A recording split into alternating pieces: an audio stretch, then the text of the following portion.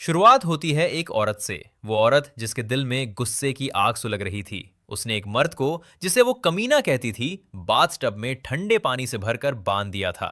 फिर उसने उसके होठों पर वो मजबूत गोंद लगाया जो हवाई जहाजों और तोपों तक को चिपका सकता है। उसके नाजुक हाथों ने जब उन होठों को दबाया तो वो मर्द गूंगा हो गया, एक भी आवाज निकालने में असमर्थ। लेकिन ये तो बस शुरुआत थी। असली खेल अभी बाकी था। उस औरत ने नंबर 9 की पतली तेज सुई उठाई और उस कमीने के मुंह पर सिलाई शुरू कर दी। धागा गोल गोल घुमाते हुए उसने उसके होठों को पूरी तरह सी दिया। और जब ये सब हो रहा था, वो औरत खुशी से झूम रही थी। उसने संगीत लगाया और उस मर्द की तकलीफ को एक तमाशे की तरह देखती रही। उसकी आंखों में जो चमक थी वो किसी सामान्य इंसान की नहीं थी। इसके बाद उसने उस मर्द के शरीर पर तरह तरह के मसाले, हल्की सोया सॉस, गहरी सोया सॉस, धीरे धीरे डाले, जैसे कोई रसोइया खाना बनाने की तैयारी कर रहा हो। और फिर वाटरप्रूफ कपड़े पहनकर उसने एक तेज चाकू उठाया और वो काम किया जिसे सोचकर ही रूह कांप जाए। उस मर्द के शरीर को टुकड़ों में बांटकर उसने पड़ोसियों के लिए एक दावत तैयार की।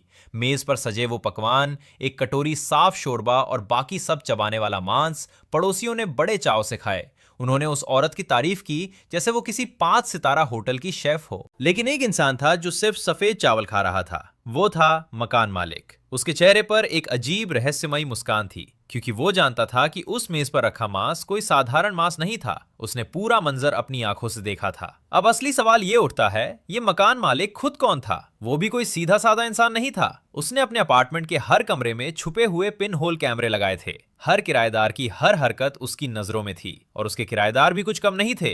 पहला किराएदार था मिस्टर वांग। अपनी पत्नी से तलाक न होने की वजह से वो अकेले अपनी छोटी मासूम बेटी के साथ रहता था। और मकान मालिक उसकी आंखों में वो भूख देख सकता था जिसे किसी भी कीमत पर जायज नहीं ठहराया जा सकता। दूसरा किराएदार था आताई, एक नशेड़ी। दिन में कंप्यूटर के सामने बैठकर ऑनलाइन गेम खेलता और रात को एक अजीब कमरे में बैठकर वो अलौकिक शक्तियां विकसित करने की कोशिश करता जिन्हें विज्ञान मानता ही नहीं। तीसरी किराएदार थी मिस हुआ। देखने में एक सामान्य कर्मचारी, लेकिन अपनी तीखी अदाओं और चालाक दिमाग से उन्होंने कंपनी के हर बड़े अफसर को अपने वश में कर लिया था। वो बुरी नहीं थी, बस उन्होंने जिंदगी जीने का एक अलग रास्ता चुना था। चौथे किराएदार थे मिस्टर झांग, एक पीई टीचर और साथ ही मिस हुआ के सबसे दीवाने चाहने वाले। रात को वो श्रवण यंत्र लगाकर नीचे से आती आवाजों को सुनता, दूरबीन से झांकता। उसके अंदर जो शैतान था वो खामोशी से पल रहा था। पांचवें और छठे किराएदार थे चश्मे वाले और लिंगू। उम्र में फर्क था लेकिन प्यार गहरा था। दोनों को साफ सफाई का जुनून था। हर चीज करीने से रखनी है, यहां तक कि टॉयलेट साफ करने में आधा घंटा। और आखिरी किराएदार शाओमे, सबसे रहस्यमयी। मकान मालिक के ठीक नीचे रहती थी। उसका कमरा सादा था, बस लाल रंग के सूटकेस से भरा हुआ। वो न किसी से मिलती जुलती, न किसी की जिंदगी में दखल देती। मकान मालिक हर रात उसे घंटों देखता रहता। उसे लगता था इस औरत में कुछ और ही है। एक रात मकान मालिक से रहा नहीं गया। वो चुपचाप शाओमे के कमरे में घुस गया। सूटकेस भारी थे। उसने जिपर खोलने की कोशिश की, तभी बाहर जोर की आवाज आई। घबराकर वो बिस्तर के नीचे छुप गया। शाओमे एक मर्द को लेकर आई। कुछ देर बाद बाथरूम से एक भारी आवाज आई। जब शाओमे बाहर निकली और कपड़े धोने लगी तो उसकी नजर बिस्तर के नीचे छुपे मकान मालिक पर पड़ी। लेकिन वो चीखी नहीं, घबराई नहीं, बस चुपचाप कमरे से बाहर चली गई। मकान मालिक ने बाथरूम में झांका। खून से लथपथ एक मर्द पड़ा था। वो खुद एक विकृत इंसान था, लेकिन ये देखकर उसके हाथ कांप गए। उसने फोन उठाया, पुलिस का नंबर मिलाया और फिर रख दिया, क्योंकि उसे शाओमे के बारे में और जानना था। और तब शाओमे ने वो किया जो उस औरत ने पहले किया था, मसाले, चाकू और एक दावत। पड़ोसियों ने फिर खाया, फिर तारीफ की और मकान मालिक फिर मुस्कुराया। लेकिन उसके मन में एक खेल पक रहा था। वो चाहता था कि अपार्टमेंट के हर किराएदार के भीतर का शैतान बाहर आए। वो सबको इस अंधेरे खेल में खींचना चाहता था। पहली चाल, चाबियां। उसने सभी के कमरों की चाबियां इकट्ठी की और एक नोटिस लगाया, चाबी खो गई है, मिले तो लौटाएं। लेकिन असल में उसने सारी चाबियां मिस्टर झांग को मिलने वाली जगह फेंक दी। वो जानता था झांग इन चाबियों का क्या करेगा, और जैसा सोचा वैसा हुआ। झांग ने मिस हुआ के कमरे में घुसकर उनकी चीजें छुई, उनके बिस्तर पर लेटा, उनके कपड़े पहने, उस टॉयलेट को चाटा जो मिस हुआ इस्तेमाल करती थी। भीतर का शैतान धीरे धीरे बाहर आ रहा था।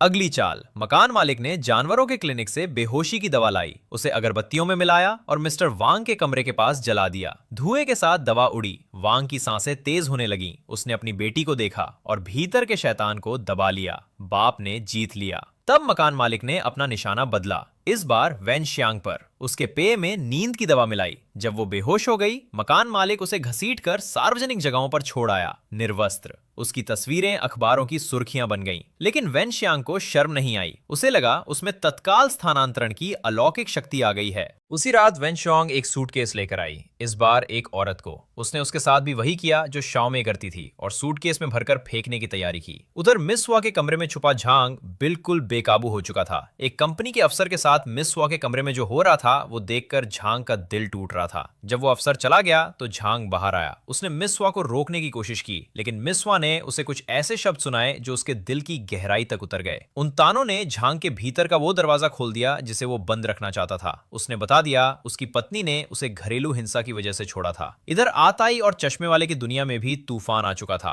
मकान मालिक ने बेहोश आताई को उन दोनों के कमरे में पहुंचा दिया था और उसके चेहरे पर क्रीम लगा दी थी। जब लिंगू लौटा, उसे लगा उसकी आंखें धोखा दे रही हैं। उसे लगा आताई और उसके साथी ने उसे धोखा दिया। जब आताई ने सफाई दी, लिंगू ने उसे निकाल बाहर किया। आताई ने जब अपने चेहरे पर वो चिकनाई महसूस की, उसे समझ आया कि कुछ गड़बड़ है। वो गुस्से में उनके कमरे में गया। दोनों के बीच बहस छिड़ गई, और उस बहस में जो बातें निकली, रोंगटे खड़े कर देने वाली। शादी का वादा, बच्चों का सपना, और फिर सब कुछ चकनाचूर। दोनों एक दूसरे को इतना प्यार करते थे कि जुदाई की कल्पना नहीं कर सकते थे। और उसी पागलपन में एक तेज छुरा लिंगू के दिल में घुस गया। ये मकान मालिक की योजना में नहीं था, लेकिन उसे जानना था आगे क्या होगा। मकान मालिक रात के अंधेरे में शहर के बाहर जंगल में पहुंचा। चश्मे वाला लिंगू को दफनाने के लिए गड्ढा खोद रहा था, लेकिन मकान मालिक ने लिंगू की लाश पहले ही आताई के कमरे में पहुंचा दी थी, और छुरा आताई के हाथ में थमा दिया था। उसके उंगलियों के निशान हथियार पर थे। और उधर शाओ में वो अब और भी खतरनाक हो चुकी थी। उसने मिस्टर वोंग की बेटी को अपने कमरे में बांध दिया था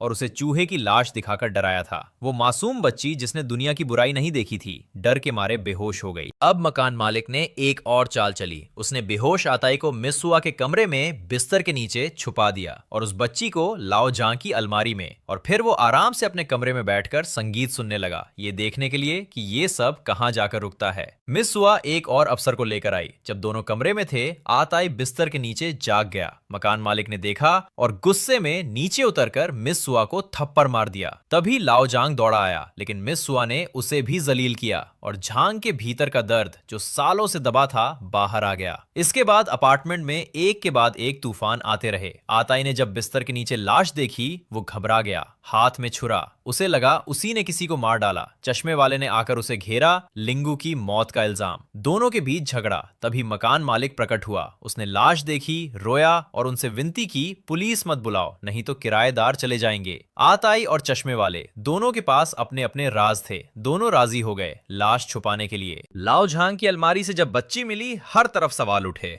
किसने उसे वहां छुपाया? आताई पर इल्जाम। दोनों में मारपीट, और उस मारपीट में थैले से एक सिर बाहर गिरा। मिस हुआ ने देखा और उसकी चीख निकल गई। और फिर जो हुआ वो सबसे भयावह था। एक के बाद एक मिस हुआ, लाओ झांग, सब छत पर 6 काले थैले। मकान मालिक ने सभी किराएदारों का खात्मा कर दिया था, और फिर वो पुलिस स्टेशन चला गया खुद को सौंपने के लिए। तब जो सच सामने आया वो सबसे चौंकाने वाला था। मकान मालिक का असली नाम था झांग झेंगहुआ, और वो था एक बेहतरीन पुलिस अफसर। 5 साल पहले उसने एक सिलसिलेवार हत्याकांड सुलझाया था। हत्यारे का नाम था हुआंग सिलांग। वो हाई स्कूल की लड़कियों का शिकार करता था। दर्जनों मासूम जानें गई थी उसके हाथों, लेकिन अदालत ने उसे मानसिक रूप से बीमार घोषित कर दिया। कोई सजा नहीं। झांग झेंगहुआ जानता था ये ड्रामा था। हुआंग ने कानून से बचने का रास्ता निकाल लिया था। उसने खुद तय किया वो इस हत्यारे के खिलाफ सबूत इकट्ठे करेगा। तरक्की का मौका छोड़ा। अकेले उस मानसिक अस्पताल में घुसा जहां हुआंग था। एक ही इंसान जानता था उसकी असली पहचान, और वो इंसान एक सड़क दुर्घटना में मारा गया। इसके बाद झांग झेंगहुआ खुद उस जाल में फंस गया। वो खुद को पुलिस अफसर बताता रहा, कोई नहीं माना। अस्पताल के कर्मचारियों ने उस पर अत्याचार किए, अनजानी दवाएं पिलाई, मरे हुए चूहे खिलाए, तरह तरह की यातनाएं दी, और धीरे धीरे वो सच में टूट गया, एक असली पागल में बदल गया। हुआंग सिलांग ने मरते वक्त उसे एक चाबी दी और कहा, मेरी बेटी कहाँ है, ये जानना चाहते हो? इस अपार्टमेंट में जाओ। क्योंकि झांग झेंगुआ की बेटी भी हुआंग की शिकार थी। उसकी बेटी भी उन्हीं में से एक थी जो मर गई थी। 5 साल बाद एक अफसर की पत्नी को उसके सामान में दबी हुई झांग झेंगुआ की अंडरकवर फाइल मिली। तब जाकर उसे आजाद किया गया, लेकिन वो पुलिस फोर्स में नहीं लौटा। उस अपार्टमेंट में आ गया जो हुआंग ने उसे दिया था। उसने उसे साफ किया, सजाया और सस्ते किराए पर उठाया। और जो किराएदार आए वो सब सामान्य लोग थे, कोई विकृत नहीं था, कोई हत्यारा नहीं था। वो सब उस अस्पताल के वो कर्मचारी थे जिन्होंने झांग झेंग हुआ पर जुल्म ढाए थे। उनकी सारी विकृतियां झांग के दिमाग की उपज थीं। वो टूटा हुआ दिमाग जो सालों की यातना के बाद अब भी उन चेहरों को उन्हीं रूपों में देखता था जिनसे वो डरता था। और श्याओ में वो थी उसकी बेटी जो मर चुकी थी, जिसे वो अपने दिल में जिंदा रखना चाहता था। उसने शाओमे का किरदार अपने जहन में बनाया था ताकि वो जी सके, ताकि उसकी बेटी उसके पास रहे हमेशा के लिए। ये कहानी थी एक टूटे हुए इंसान की जिसने इंसाफ के लिए सब कुछ दांव पर लगा दिया और बदले में पाई सिर्फ तन्हाई, दर्द और एक ऐसा जख्म जो कभी नहीं भरा। वो लड़ता रहा कानून के लिए, अपनी बेटी के लिए, सच के लिए। लेकिन जब सिस्टम ने उसे ही तोड़ दिया तो उसने खुद का कानून बनाया और अंत में वो खुद थाने की सीढ़ियां चढ़ा, न भागा न छुपा, क्योंकि शायद वो भी जानता था इंसाफ की राह कितनी भी टेढ़ी हो, उसका अंत एक ही जगह होता है।